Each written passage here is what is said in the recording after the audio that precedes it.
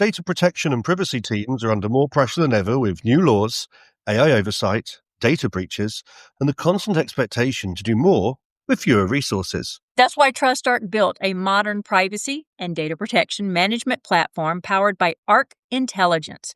It unifies your tools, automates the work that slows you down, and surfaces what matters most right when you need it. From guided quick actions to our intelligent assistant, Ask Arc, you get credible, contextual answers backed by expert research, not generic AI guesses. Finally, privacy that works the way privacy pros work. Learn how TrustArc helps teams move faster with confidence at trustarc.com/serious-privacy. That's trustarc.com/serious-privacy.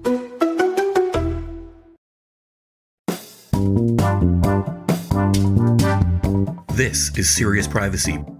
Here are your hosts, Paul Breitbart and Kay Royal.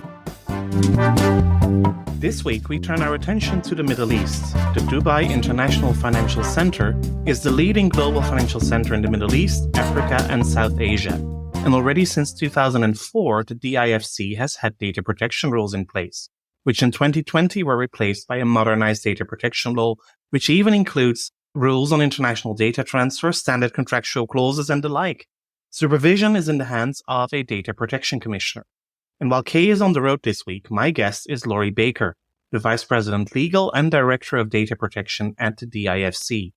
Laurie is a seasoned data protection professional with previous experience in the US, the UK, France, and, of course, the Middle East, including working for Field Fisher, Dun & Bradstreet, and various telecommunications companies. My name is Paul Breitbart, and welcome to Serious Privacy. Laurie, so good to see you. It's been a long time since we were able to catch up, especially in person. Indeed, we briefly met not too long ago, but didn't have time to really get to speak. And now we get to do it for the podcast. So I'm so happy that you're here. Yeah, absolutely. Thank you so much, Paul, for the invitation. I'm really excited to chat with you about all the stuff that's going on here. There's a lot happening. Oh, I'm sure. And this is not a region we talk about a lot. So I'm excited to learn more. But before we start, this podcast always has the unexpected question. And even though Kay is not here to ask what that question could be, I'm going to ask you one. And I'm just curious to know what book is on your nightstand. Oh, dear. Do you actually have time to read?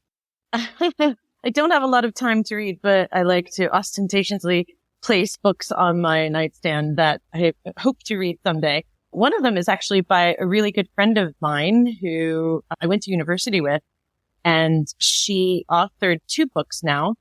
So I think those are definitely on my nightstand. I guess, can I get a little plug for the name? Absolutely. Yeah. So she wrote 2 books. One is called The Fire by Night, and the other is called What We May Become. And they're historic sort of World War II fiction, but really interesting. So highly recommend. Very good. Well, on my nightstand, you'll find an e-reader right now to make it easier also while traveling a lot. But the book I'm currently reading is Second Sleep by Robert Harris. Also fiction for a change. I usually read a lot of nonfiction. And Robert Harris usually writes history novels, but now he has written a history novel that is somewhere in the remote future. So it seems like you're back in the Middle Ages, but then Middle Ages 1,000 years from now when the world has collapsed and is trying to rebuild again.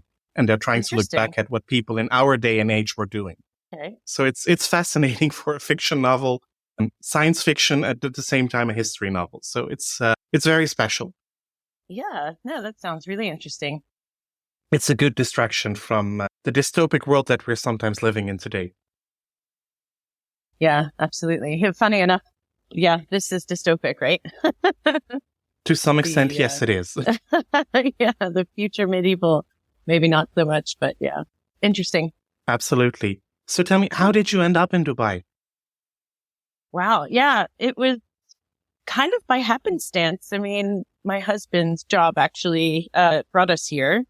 We had talked about it before. He works for a company back in the UK and managed to get a role taking care of his clientele over here. First time in my life I ever basically just quit and left a job. And that was when I was working for Field Fisher, and they were actually really brilliant about it because I was only with them for about 6 months.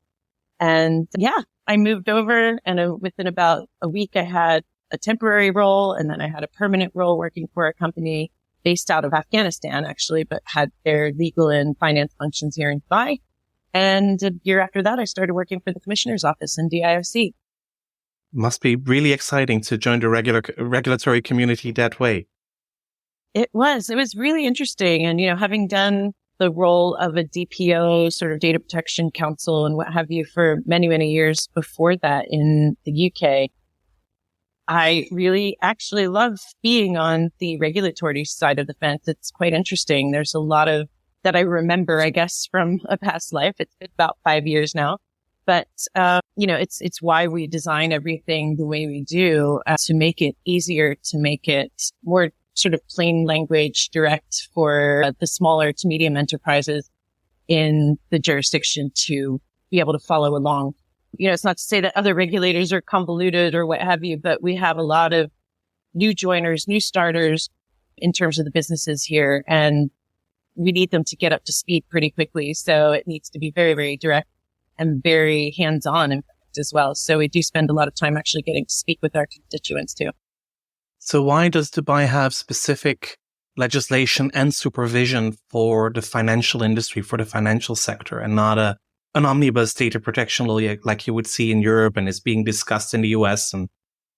Yeah, that's a good question. So in about 2004, when the DIFC was founded, the federal government passed a law saying that there could be financial free zones, basically, that were carved out of the federal sort of legislative framework, allowing, for example, 100% ownership, foreign ownership, rather than having a sort of 50-50 split in the jurisdiction the way that it had previously been. And then also it expanded effectively into a more than just financial services sort of thing over time. It became a jurisdiction where you could establish any kind of business, non-financial services, including things like retail companies, including things like holding companies, financial structuring and what. So it's been a pretty interesting journey watching over the past almost 20 years the DIFC develop. And the other key feature of it as part of the carve out was that it was common law in the jurisdiction. So it almost is like an experiment that has luckily gone quite well for everyone in terms of building a community that at the inception had a really fundamental sort of data protection law that followed European standards, followed the international prevailing standard. When the first data protection law in DIFC was established, it was only about 6 years after the UK Data Protection Act, for example, that implemented the directive in 1995 directive. So they were very, very early in getting up and running, and it's kind of taken on a life of its own. It's really been quite a success. And I think that was just, again, to give the opportunity to permit common law jurisdiction and laws and regulations in an otherwise Sharia compliant sort of mainland jurisdiction. So how is the perception of data protection law? I mean, I can understand that international financial institutions are pretty well acquainted with it. They of course they also have to deal with GDPR and other data protection laws. But I can imagine that there is also quite a lot of local financial institutions that may not be as versed in international data protection laws as some others are. Absolutely. Yeah. It's been well received generally. It's actually given them some protection as well in terms of finance and banking laws and regulations from what we say the mainland or onshore in terms of sharing personal data for government access purposes, in terms of, providing more of a structure, more of a framework when it comes to the kind of other side of the coin outside of the jurisdiction. So the DIFC data protection law in the current form has extraterritorial reach, meaning that we've took some of the standards around extraterritorial reach under the GDPR and applied it in a very limited way.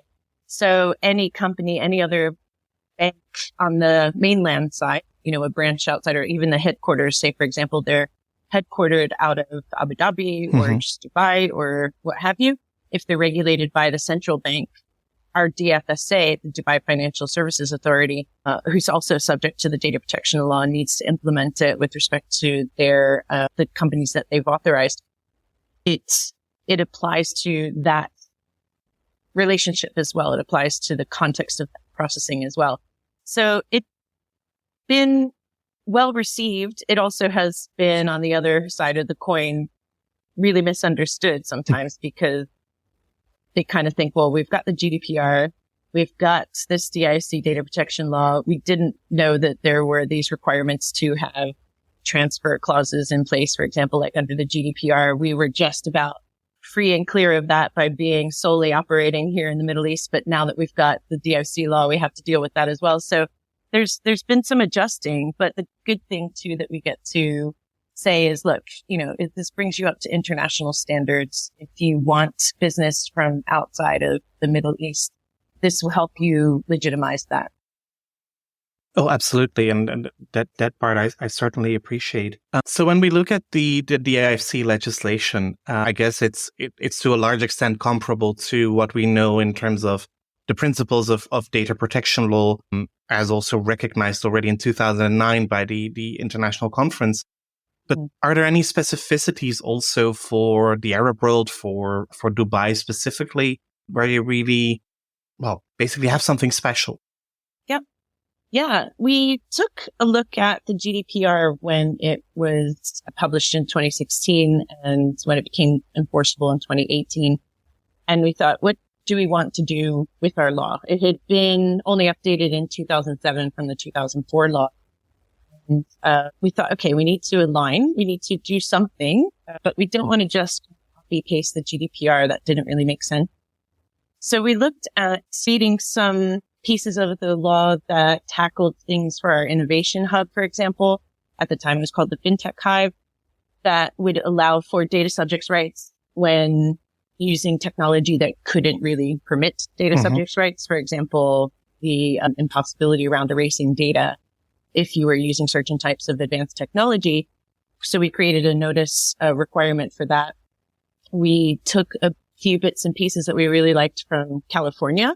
So the discrimination clause and a couple of other pieces from that law. We looked around in Asia as well. And as I said, we created a few more elements that were our very own to address local issues as well.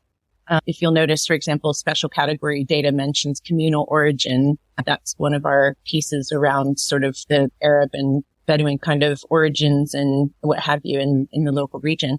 The biggest piece that we really focused on as well, again, was government data sharing. I mentioned that briefly before around sharing data with, for example, banking authorities or any other federal authority or local emirate authority. We created Article 28 in order to kind of tailor that a little bit for companies to help them understand that, while a government authority may be entitled to data that they've requested, it will help hone and scope out the types of data that they may actually receive, help them be more specific, get them used to the idea that they maybe want to couch certain requests in a more specific way, and maybe even include that in their law. So in the e-data protection law that was enacted, for now, government data is not covered. But we're hoping that something along the lines of what we've done with respect to government data sharing comes through in the implementing regulations around that as well. Because again, while I think the jurisdiction is quite safe when it comes to government access and request, and once you've shared data, they're usually very good about keeping it confidential, keeping it safe, keeping it secure. They're very, very sort of stable that way, more so than I think people outside the region might expect. But at the same time, we wanted to give our companies the opportunity to be able to say, look, we've done a little bit more due diligence on this. And before we share data for a public authority sort of request or law enforcement request, let's do some real examination here and maybe do an additional impact assessment, get written assurances if possible, that sort of thing. So that was something that we think is relatively unique to our law versus any of the others that we've seen. Yeah, I can imagine. And when you talk about government access, typically my reference point would be for law enforcement, for the security services. But I hear you say it's much more for banking supervision and things like that. It's for both. I mean, it could be for law enforcement. It could be for sort of, Dubai police, for example, need something with respect to an incident that happens in the DIFC. Yes, of course, we're not going to tell the Dubai police that they can't have that data, or a company's not going to say that to them. And that's something that, really needs to be reiterated as well.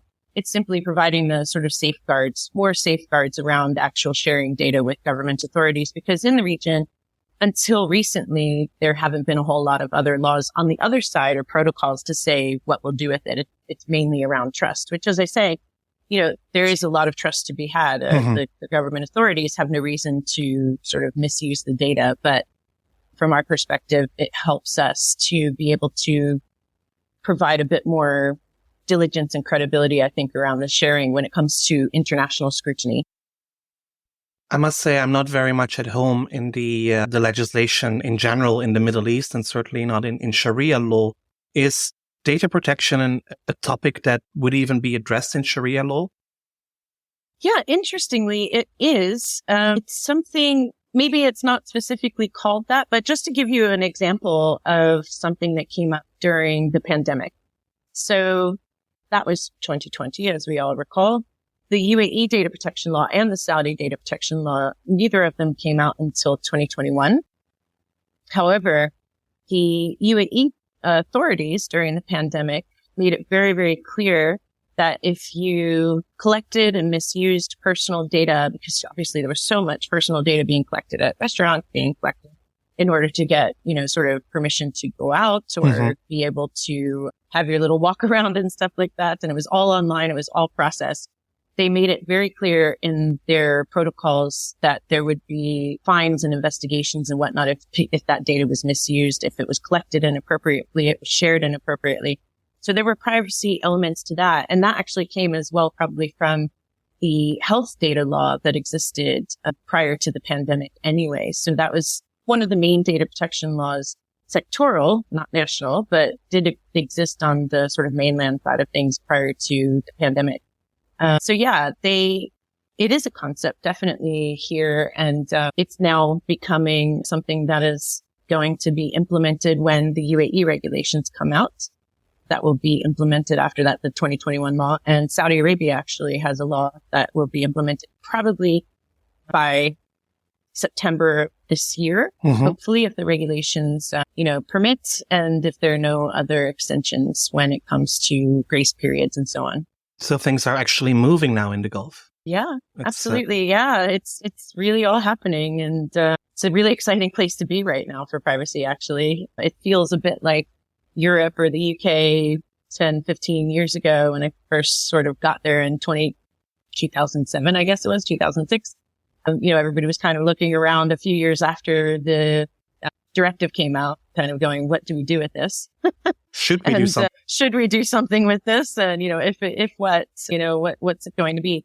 Now we're in a similar position, but the great part about it is that we've got hindsight, and there's a lot of experts that are living and working in the region that were there in Europe at the time as well, and kind of went, kind of take what we learned and make it better.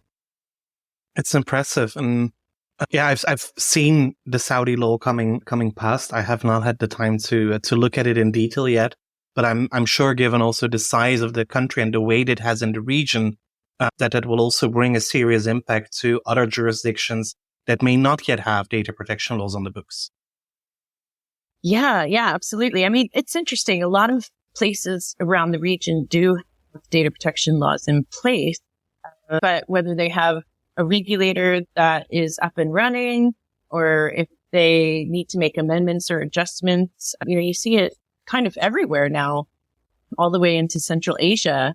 It's just a matter of kind of honing it over the next couple of years to a place where there's some maturity around the regulation and supervision side of things. But if you go to almost any country in the region, there's going to be a data protection law. Qatar has one. Saudi, UAE, Bahrain, Egypt, all the way over to the Levant. I mean, it's just springing up everywhere. Morocco's had a data protection law for many, many years, if you want to head as far that direction. So, yeah. That's great to see. And I see that the DIFC is also a member of the international conference. So also there you play your part. We do. Yeah. We've been really active since we got our membership. I think it was 2019. We got full membership. We were an observer from about 2018. And then 1 year later became full members. We've participated in the COVID-19 task force. We've participated in the policies and standards working group. Yeah. And it's been a great experience. I mean, we've learned so much from just the interaction with global regulators, and we've been able to build a lot of really good relationships as well. And of course, this year, the other financial center will host the conference in Bermuda. So that might also be part of the discussions that will be on the agenda there. Absolutely. Yeah. So Alex and his team are doing a great job getting ready. It seems like it's we just came back from Turkey, and here we are only a few months away from Bermuda. Yeah. So will you be there, Paul? I'm going to try to be there, yes.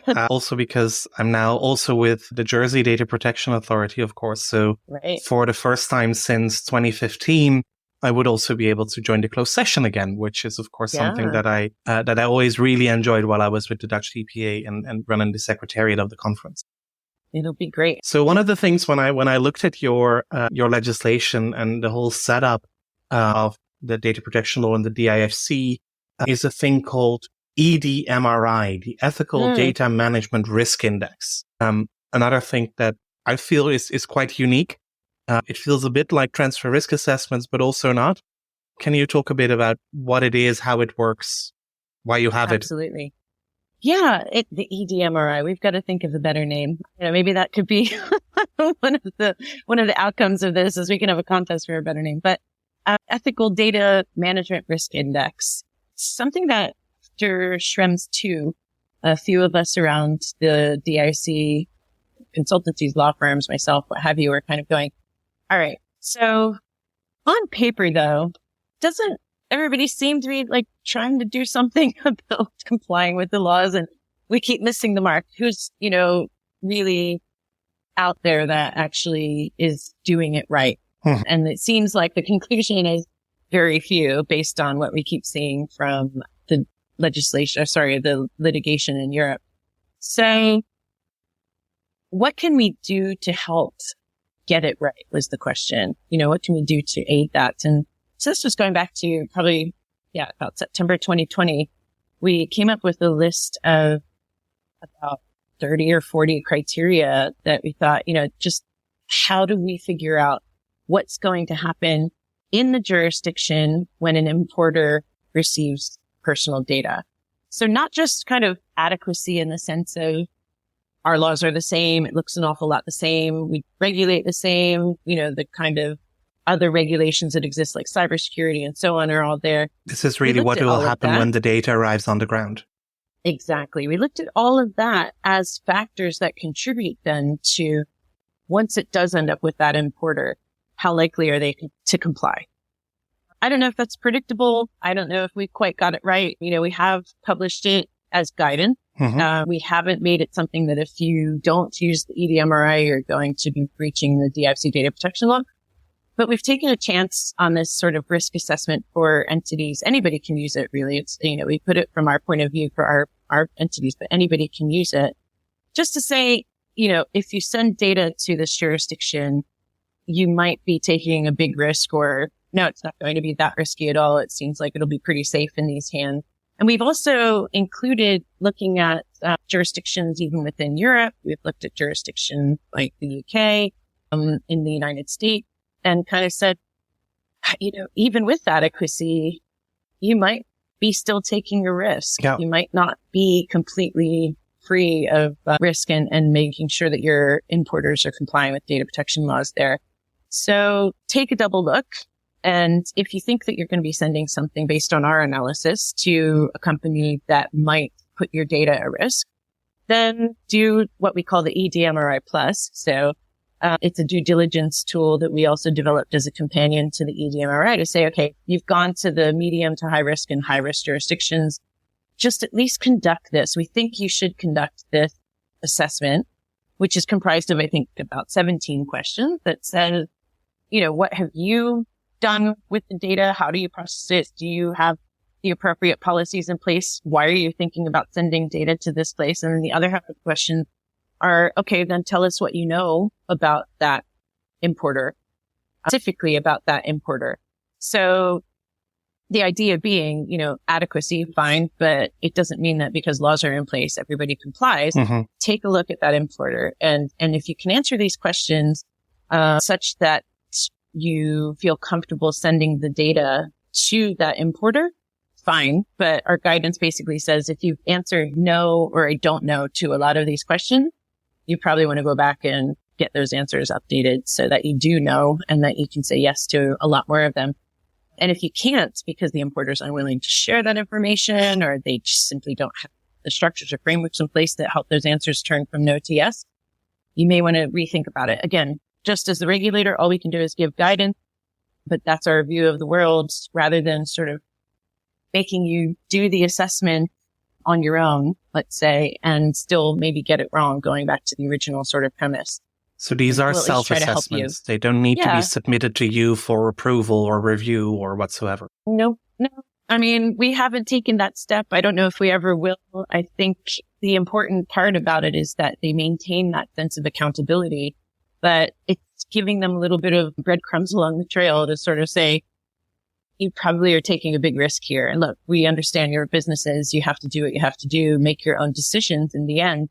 But, if you do get reported to us because of some sort of breach, because your importer messed up, because, there's been something went horribly wrong with the processing in that jurisdiction, we probably will look into that as well and start asking questions around why didn't you do more to figure out who you're sending data to.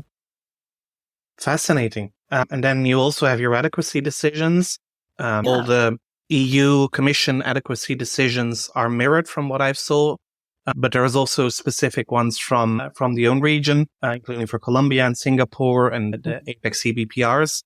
Discussions with the UK ongoing on a data bridge, similar to basically the data bridge they will have with the US. So like the cross-border privacy framework, the privacy shield, things like that, to facilitate the free flow of data. Yes. That's right. Yeah. We historically, even before our 2020 law, had recognized the European Commission decisions. And we added Japan when that was decided and South Korea on our own. Actually, we did our South Korea decision ourselves.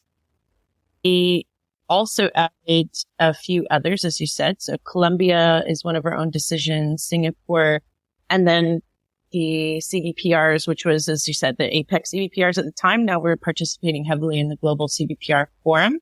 We hope to have membership someday in that. Okay. So that's something that we've been really keen on participating in and have gone to some of the previous workshops and meetings on that. With respect to the UK data bridge, yes, we were fortunate enough to be chosen as one of the 6 jurisdictions that they would start with in terms of data bridges. It's obviously been something that we've all worked through together because it came post-Brexit. It came as part of a lot of change and, innovation in the UK data protection laws as well as during a time of our own change and upgrading of our laws and stuff. So it's been a really interesting journey. We've worked well with the team. They're really, really bright people in the DCMS, now DCIT team that are working with us. So yeah, we're hoping that soon, once we kind of straighten out a few things with respect to Article 28, that we will have our data bridge in place as well. So we've made really good progress and it's coming along quite well. Cool. And what about European adequacy? Is that also on the roadmap somewhere? Yeah, I mean, we've talked about it. We had a good conversation over the years with the European Commission, with Brexit and South Korea, Japan, the other decisions that they've been working on, plus reviewing all of the other decisions that they initially have issued over the years. We're not exactly on the priority list at the moment, but it's something that we would love to resume the conversation about if possible. So it's something we would definitely want to discuss, but we'll leave it to them at this point to make the next move. Nice. Maybe before we wrap up, a little bit more about the authority, because listeners, I think, would also be interested to know. So, what are the risks if I go with my data to Dubai? What is the the level of supervision? What are the fines? Are there any fines? What enforcement is taking place? Can you talk a bit about that? Yeah, we function like any other regulator that you might imagine. We issue fines, we do inspections, we do investigations when there are complaints issued to us. We don't have a lot of sort of fines that we've issued without them being basic and administrative stuff, like, failure to renew your notification or failure to notify appropriately in the first place, or to have your compliance program in place, or what have you, things that we find on inspections and stuff. What we've issued fines for last year, and you can see this on our supervision and enforcement page, we're basically around complaint where people have come to us and said, hey, we think that this company mishandled our personal data. I didn't give it to them for marketing purposes, or I think that they're sharing it inappropriately with other sort of investors and what have you, was one of the things that came up to us last year. So we investigated those and issued fines to those companies in 2 separate decisions. We've had other complaints come to us that we've maybe been able to facilitate some help within the company. Because if, for example, somebody complained against the retail side in the mainland, as I say, sort of on the Dubai or federal level, but we only deal with the commercial bank and the DIFC itself, we don't have as much jurisdiction on the outside part of that, but we can speak to, if appropriate, we can speak to the commercial side, for example, in the DIFC and say, hey, I think something's going radically wrong with your retail sort of policy framework or privacy framework.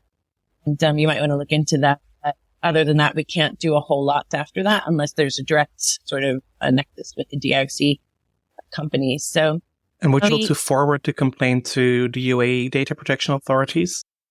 So that'll be the interesting thing. I think what we are looking to do is have a kind of relationship with them as well, so that if there is something to discuss with respect to something that's in their jurisdiction, we should be able to do so. So we've raised this to the powers that be on the federal level and suggested a kind of authority that would make a joint decision-making sort of process. Very interesting. And that could even lead in the future, who knows, to joint investigations cross-border. It would be really interesting to see that happen. I think, it only makes sense really, because it would be silly to sort of live in our little individual silos here. We have to start collaborating more. We don't want to see fragmentation. We don't want to see confusion. We just want to try and help each other get this right. So companies really ultimately can just be accountable and transparent about their processing without the fear of, reprisal or any kind of failure on their part. Don't make it difficult for them. Just try to help. So that's what we're aiming to do. Very good. Are there any misconceptions, any understandings that you still would like to solve now that you have the floor about the DIFC data protection laws? Yeah. We get questions all the time. We're not Dubai. We're a specific jurisdiction. We worked with the authorities in the region. Obviously, we work with Smart Dubai, for example, is a government data collection kind of centralized system to make things a little bit easier with respect to getting all of the things that you need as an expat to live here. And not even just as an expat, anybody in Dubai. It kind of helps collect all of that information and disseminate it to other government agencies so that you don't have to keep presenting the same document over and over and over, or so that you can make payments to the government more easily, or so that you can do whatever it is you need to do in the emirate more easily. So we do work with them, and we have a good relationship with the other emirate and federal level authorities, but we are distinctly our own jurisdiction. We have our own courts. We have our own legislation. We're not just a financial center. We do a lot of other really interesting stuff. We have brilliant artwork. You can ask the Israeli Data Protection Authority. They were here in March, and that was besides our MOU that we signed. They were really keen on our artwork all around the jurisdiction. So it's an interesting place to check out. I think, there's a lot of great stuff in the DIFC, and including restaurants and art galleries, and of course, financial services and fintech that we have, the Innovation Hub.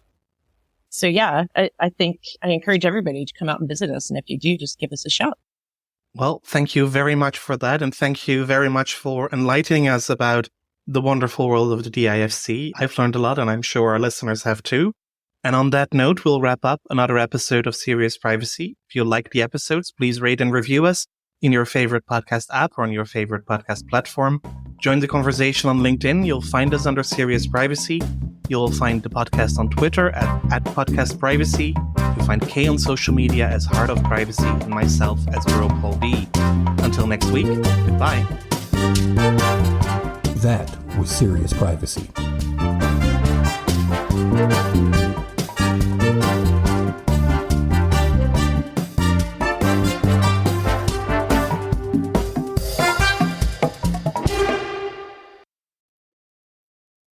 If you're a data protection or privacy professional, you already know the pressure. Non-stop regulatory change, AI oversight, internal demands, and the expectation to somehow stay ahead of it all.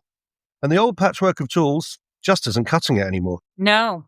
That's why TrustArc created a modern privacy management platform powered by Arc Intelligence. The TrustArc platform brings your workflows, evidence, research, tasks, and applications all together in one unified and intelligent workspace so you don't waste time digging, clicking, or context switching. With Ask Arc, your privacy assistant, you can ask plain language questions about laws, jurisdictions, or even your own program data, and get credible, cited answers based on NIMBY research and more than 1,000 global laws.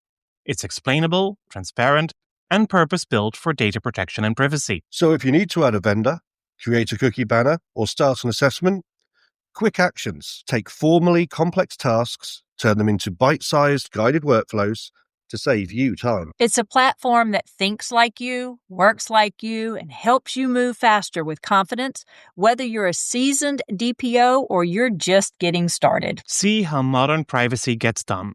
Explore Arc at trustarc.com/serious-privacy. That's trustarc.com/serious-privacy.